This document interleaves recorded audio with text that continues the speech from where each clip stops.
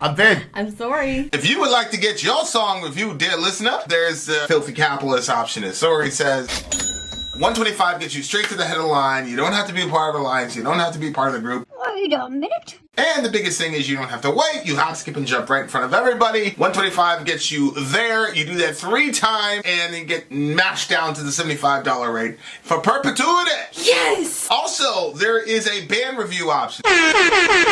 So if you've got a band and you're trying to get your band some exposure, hit me up at villageXchange@gmail.com, and I'll show you the details about how to pull that off. You can also jump on Patreon, and there is a option on the tiers to be able to get your band reviewed. Yep. Obviously, we can't lie to you, so we can't guarantee a positive review. Get what you get. It's just rubbish. Rubbish. Rubbish. That's British for garbage. My favorite is the community option. $1 at the gate gets you in at Patreon. You get to join an alliance. The alliance joins their points together, and that helps determine what songs that we do.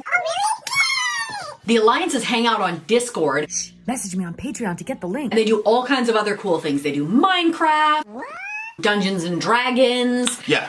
It's really a community within the community. Anybody can go on the Village, Facebook.com/Vin and Sori. There's 160,000+ people on the channel. What's cool about the Discord is that it offers a real opportunity for community connection, friendship, that type of thing. And it's on Discord, so if you're not a Facebook person, it's for you. You start off at $1. Right. Plus you get exclusives. Sori and I are working on a song. So the first 15 seconds of that was on Patreon. Also, at $15 tier and above, when we actually debut the video, they're going to be there live with us. There you are, dear listener. Buy our merch. Oh. Buy our merch, indeed. Yes. Shout out to the big homie, Jimmy Tor. Yep. Okay, so we are about to do Chrome Division, The Devil Walks Proud, for our DJ Ruth, a.k.a. DJ Ruth, bitches. Black Satan 68. DJ Ruth. You see it in she's got her own little thing. She's got the picture right there. She's hanging out with your homie. You see right there, DJ'd by Black Satan. And up there, if you want to figure out how to make sure that you, dear listener, get a can DJ, be a DJ, stream. Hit us up, villageXchange@gmail.com or Patreon. You can message me on Patreon and I can help you out. Here you go. You can read that for the village. Sahagra from Dimmu Borgir created this band with people from other bands. He is not the singer, but is one of the guitarists. This band is a biker metal band. Okay, biker metal.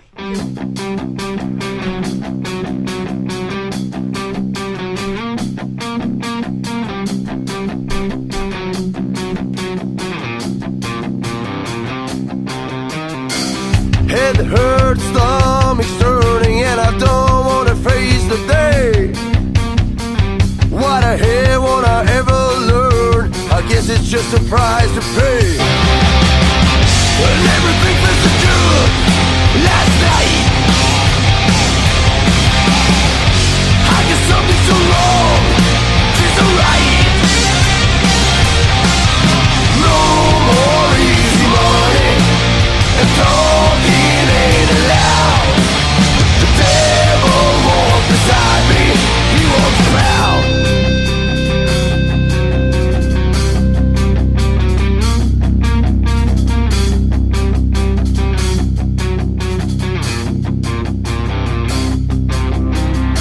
I can't remember names, phrases, or the places that I've been. The girl in my bed is far from the prettiest that I ever seen. Well, I swear to myself, this was the last time.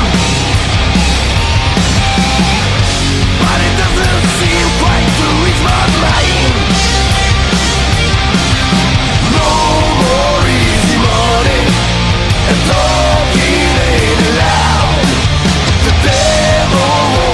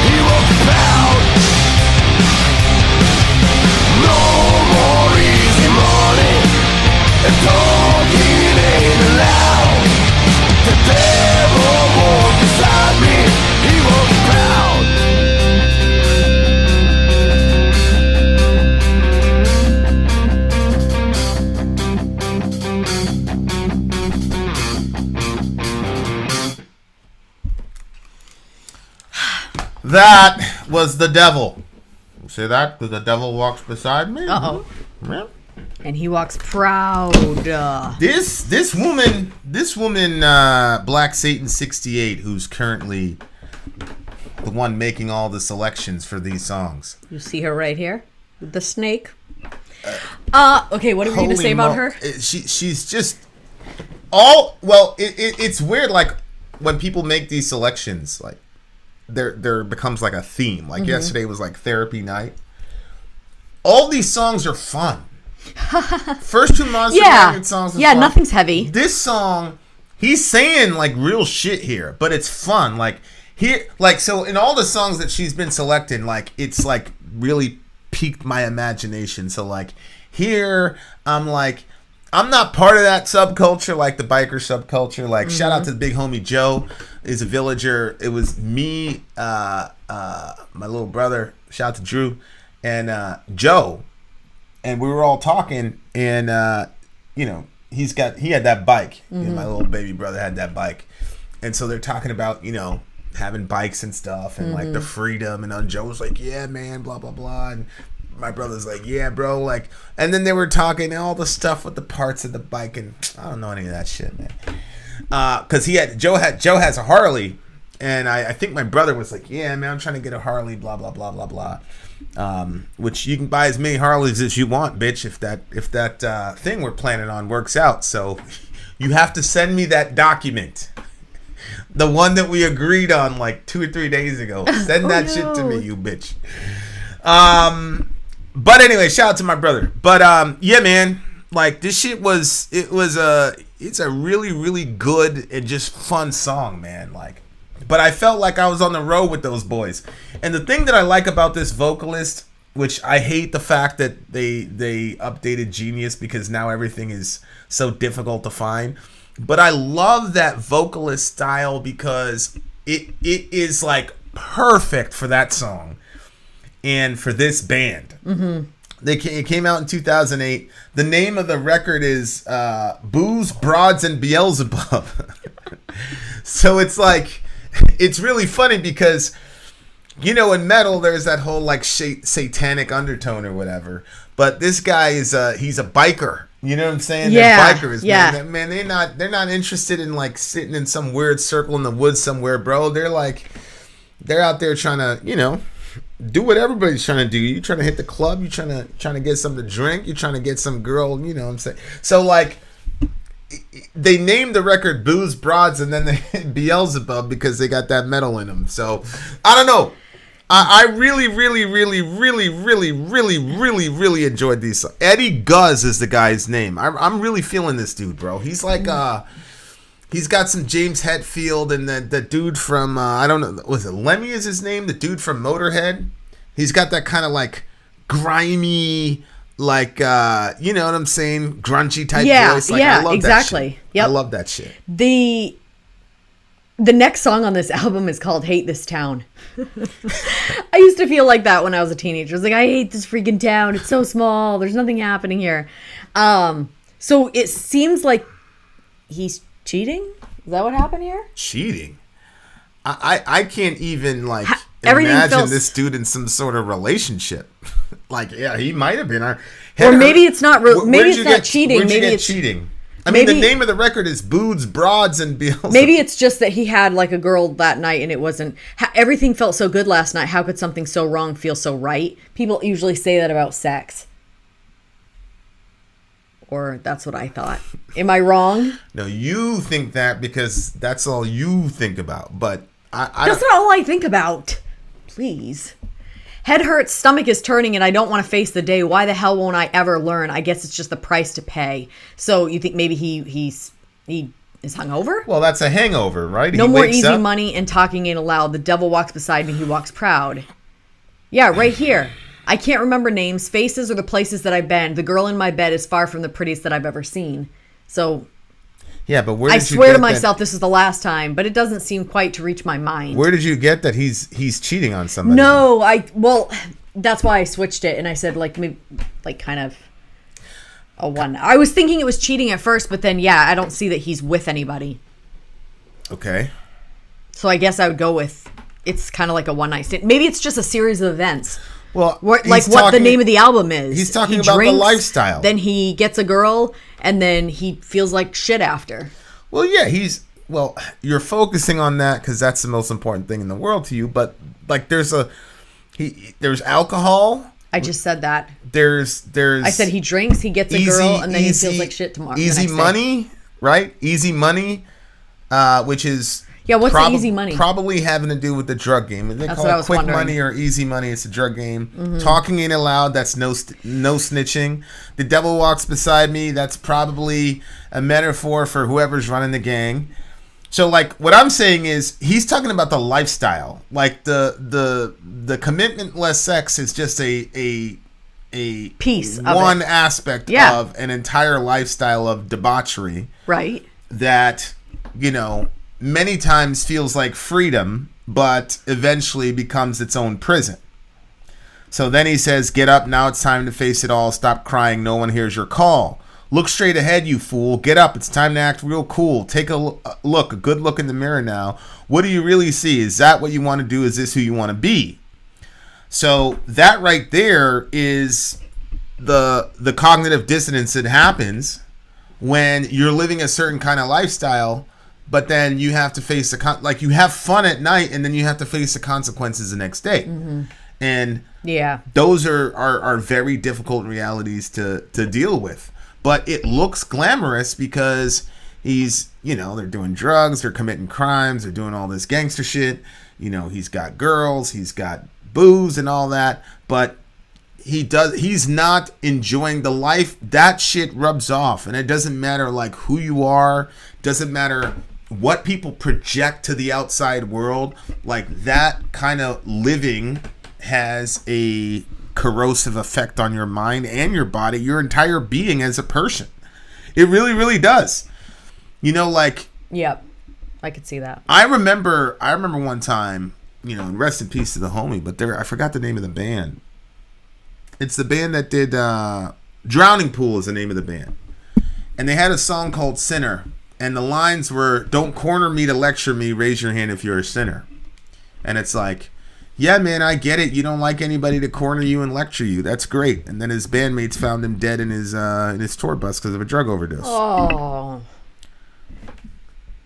So, like, it's not that simple.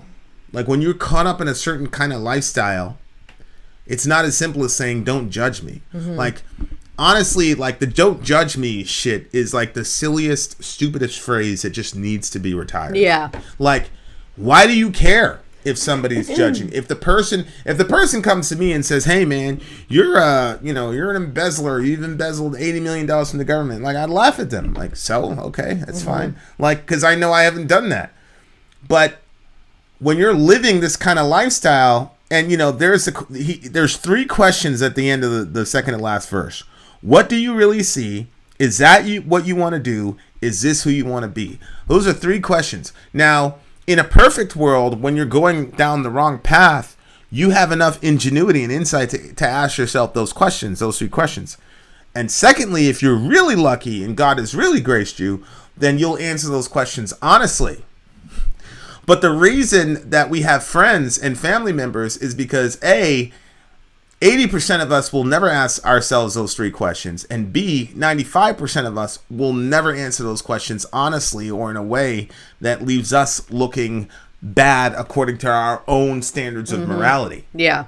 So what happens is, by God's grace, you have friends who come around and ask you those questions in multiple different ways, and you, because you're so silly and immature, now I'm not talking to you, so if what I'm about to say is offensive, if it describes you, then change, and if it doesn't, then just ignore your brother. But some of us are so silly that when our friends ask those questions to try to help us, we say dumb shit like, why are you always judging me? Or you can't judge me, or you're supposed to be my friend. So for example, like a year ago, I got into it with Zonia. It was like 12 o'clock at night or some shit like that. And she said something to me about the channel, not this channel, another channel.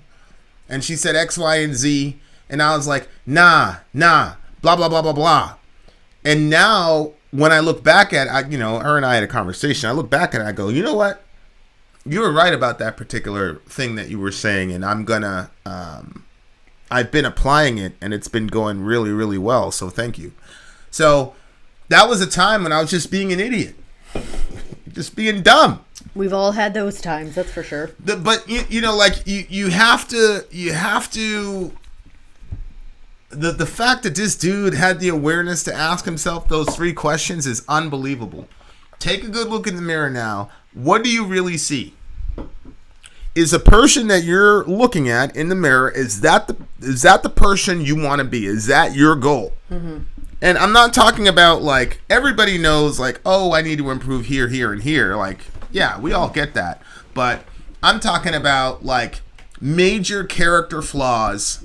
Are you willing to face them and look at them and make the changes necessary so that everybody around you is not a miserable person? Yep.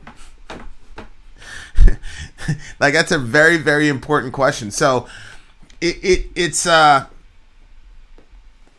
line, get up, time to face it all, stop crying, no one hears your call. Most of the time when you hear something like that, nobody hears you. That's a negative thing and something that I would always, jump in the middle and say, no, God hears you. But I don't think that he's trying to leave the person hopeless here. I think what this is kind of like the father he never had saying to him, you have to take responsibility for what you're doing. You got to face yourself and take responsibility. Stop crying. Nobody hears your call, in the sense that, people that end up in those situations who face the consequences of their actions tend to, go into this big giant self-pity thing, poor me, blah, blah, blah, blah, blah. And, there comes a time when you're going to do that for the last time. And the last person that you're able to manipulate is going to figure you out. So when he says, stop crying, nobody hears your call. Like, that's like, there's a whole Victoria's Secret Karen situation that happened, that everybody's talking about. And, we're laughing at it. You know what I'm saying? Like, haha. But what happened? This girl in Victoria, it's a typical thing. The white girl goes and does some crazy shit. And, of course, black people, we got to have cameras for everything. So this girl is, like, camming her, and this girl starts yelling and getting all extra, doing all types of crazy shit. She eventually, like, I'm not going to give it away because we're going to shoot a Middle America on it, like, right after. But Oh, okay. But, like, everybody's laughing, and I get it, but, like, people have died over that shit. Like, that whole motif of, like, the self-pitying woman who's, like, people have died over that shit. So when he says, stop crying, no one hears your call, like, there is a kind of crying that God ignores. That's biblical. What is it in Malachi? It says, you flood the Lord's altar with tears, and your hands are up because you don't know why God is no longer listening to your prayer. And then it says, it's because the Lord is standing against you as a judge on behalf of the wife of your youth, because you've been faithless to her. So there it's saying, God is saying, I don't care how much you cry, I don't care how much you sacrifice, I'm not going to listen to your religious bullshit when you're being a shit person to a person you're supposed to be completely loyal to. So no, I'm not going to listen to you until you fix that problem. Like, that's life. There are times, man, and look, if you're one of these people, you manipulate people and you don't think anybody can figure it out, trust me. Boozy, I was listening to Boozy on Vlad TV, and he said he's talking to this cop who was a dirty cop, and he said, you can't really fool anybody, and most of the time people can see that you're full of shit, but most people are too polite to tell you. So you're walking around thinking, oh yeah. You got everybody fooled. But in reality, everybody's like, holy shit, this person is a fucking... So, like, that line right there is pretty crazy. It's an important line. And, but who's talking? I thought he was talking to himself. I agree. I thought he was saying it was I agree. You said it's the last time that somebody is going to like basically being manipulated by you and take your bullshit. But I took it as there's also a last time where you are going to do whatever thing it was that you did, and now you're saying to yourself, okay, you know what? Now it's time to face it all. Stop crying. No one hears your call. Look straight ahead, you fool. Like, because the fool is someone who doesn't walk in wisdom, someone who doesn't follow instruction and all that. So he probably knew the warning signs. He just carried on. And so now it's time for him to get, well, I think act real cool is kind of weird, but take a good look in the mirror now. What do you see? What is it you want to, is that what you want to do? Is this who you want to be? And I think that all of us have to do that periodically in our lives, because I think it's easy to kind of get off the path of where, you know, unless you're proactively, you know, watching yourself daily to see like, okay, am I headed in the right direction? Because there's that thing where they say like, if you're not going forward, then you're actually going backwards. There's no neutral position. But I think that you can delude yourself to think that you're kind of in a neutral position, not realizing that the whole time you're in neutral, you're actually in reverse. So at some point you have to face it, and you have to, you know, no more easy money. To me, like, I understand what he's saying in the song, but it's also like no more like giving yourself excuses, no more easy way out, because I think there's a lot of times there is an easy way out where you don't really have to face yourself and you don't really have to make the changes necessary. He had to make the changes. I mean, but he didn't. He died, you said? He died. Is that what you said at the beginning of this? This guy died? No, he didn't die. Oh. No. I thought somebody said who were you were talking about somebody else? Bismarck, he died. Someone died like in their choking and stuff? I don't know anybody in this band. Okay. But I don't really see So did he face it? What? I don't really see a difference in what you're saying and what I'm saying. What I'm saying is he's talking to himself. He's asking himself those three questions. But when he says stop crying and things of that nature, I'm just taking that as a principle of, there's a lot of times when, because he's saying, look, I'm the perpetrator. I committed this crime, so I'm going to take responsibility for it, and I'm not going to cry about it. Nobody's going to hear you crying.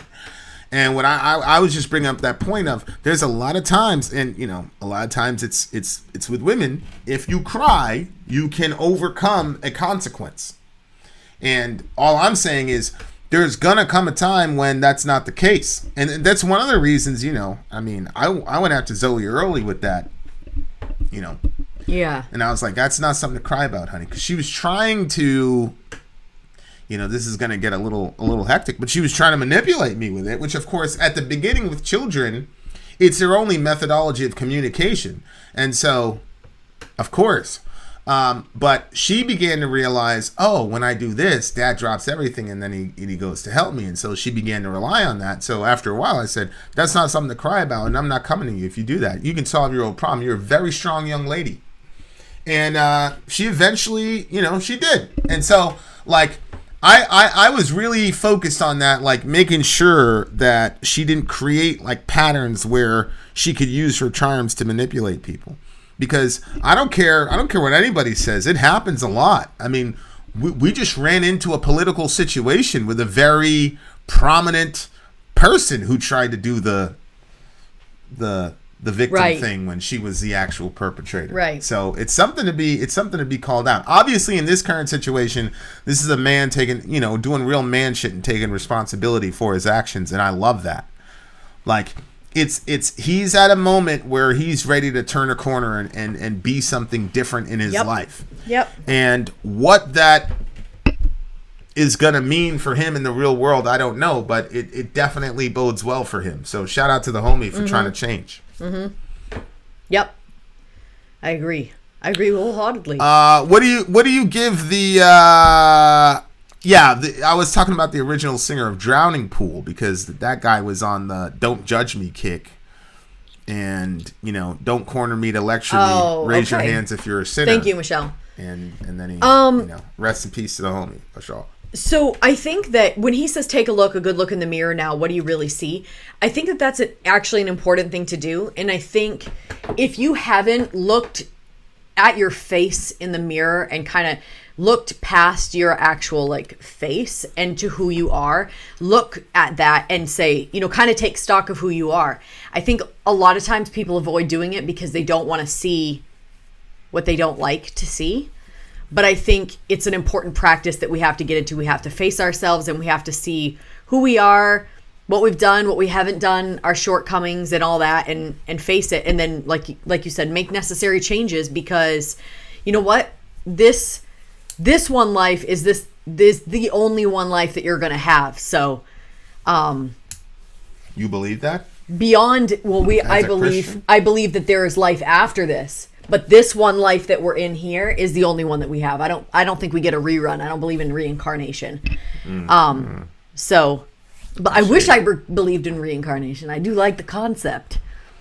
That would just give me a lot of, well, it would give me peace, and at the same time it would trouble me, because there's some people that I'm like, yes, that guy's coming back as a fly for sure. He's landing on shit. You know what I mean? But then, you know, then I might look at myself and be like, oh no, I too may come back as a fly. So anyway, I didn't really like the song. I liked the discussion after. For me, like the sound of it and stuff, it just wasn't, you know, it kind of felt kind of repetitive, and so it was a 6.7. I'm sorry. 6.7? I'm so sorry. This is a 9.8 for me. I really, really, really, really love this song. Really, really did. And I love the themes, and it was pretty straightforward, and I was not expecting this deep of a theme from, you know, booze, broads, and Beelzebub. So shout out to the homie. There you are, dear listener. The moral of the story is face yourself. Look in the mirror, face yourself, and start moving forward, you fool. Ask the 3 questions. Vin out. Sori out. Gone.